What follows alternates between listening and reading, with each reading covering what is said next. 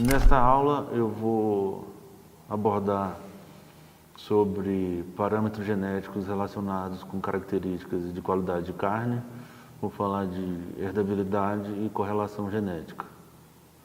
A gente sabe que para construir critérios de seleções eficientes é muito importante saber a herdabilidade das características, né, que isso vai nos dar uma ideia do quanto que a seleção vai resultar em resposta observada, né? Recordando, a herdabilidade é a proporção da variância fenotípica que é devida a efeitos aditivos, que é a soma dos efeitos médios dos genes, que são os efeitos que se acumulam com a seleção. E para a qualidade de carne não é diferente, né? A literatura mostra para diferentes tipos de características, sejam elas relacionadas à composição da carcaça, a parte de composição físico-química da carne, a composição de gordura, as características sensoriais, todas elas foram estudadas na literatura com o objetivo de entender o quanto que daquilo que se é medido é devido a fatores genéticos aditivos e, por sua vez, passíveis de serem acumulados via seleção, né? Como foi falado anteriormente, deve-se entender que tipo de carne se quer buscar, né, ou qual animal que vai produzir o tipo de carne desejado, e para isso é preciso traçar um planejamento para que se construa os critérios de seleção eficientes, né? E entender a herdabilidade é um passo, entender a parte do quanto que essas características podem responder à seleção seria um primeiro passo.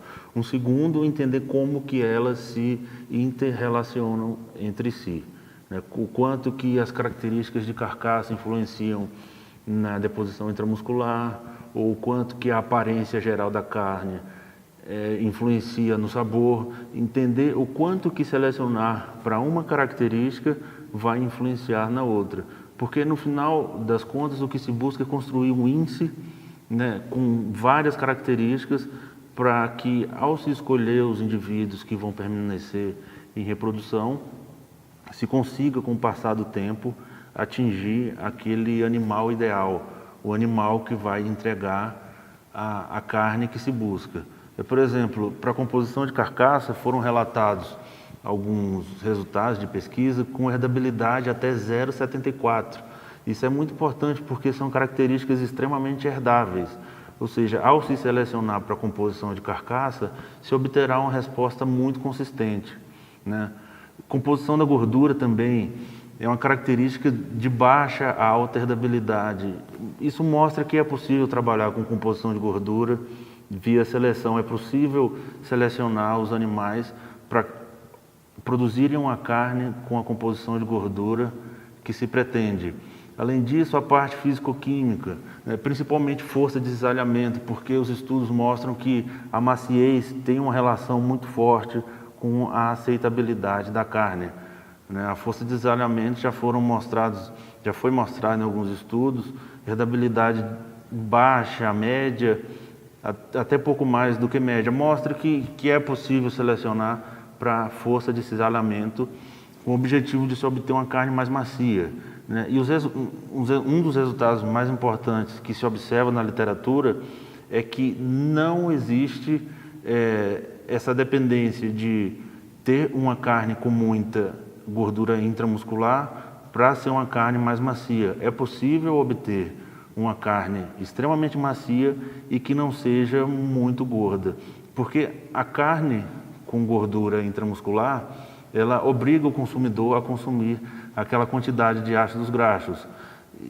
Pelo contrário, a carne que não tem muita gordura intramuscular, se o consumidor não quiser ingerir aquela quantidade muito grande de ácidos graxos, é só retirar a gordura superficial.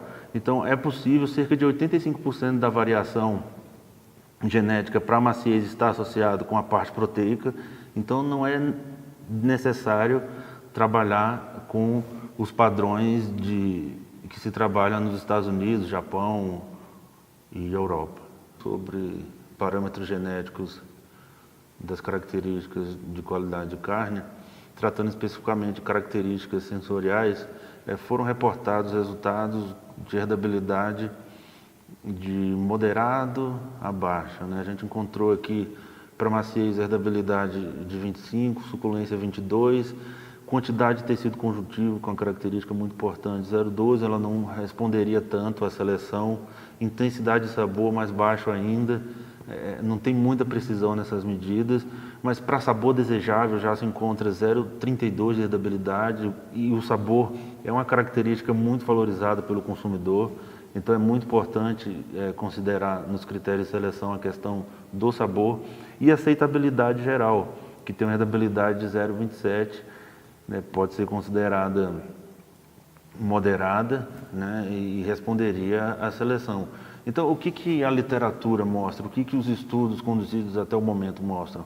Que é possível reunir um conjunto de características, selecioná-las e obter ganho genético na direção da construção de um animal que produz uma carne melhor.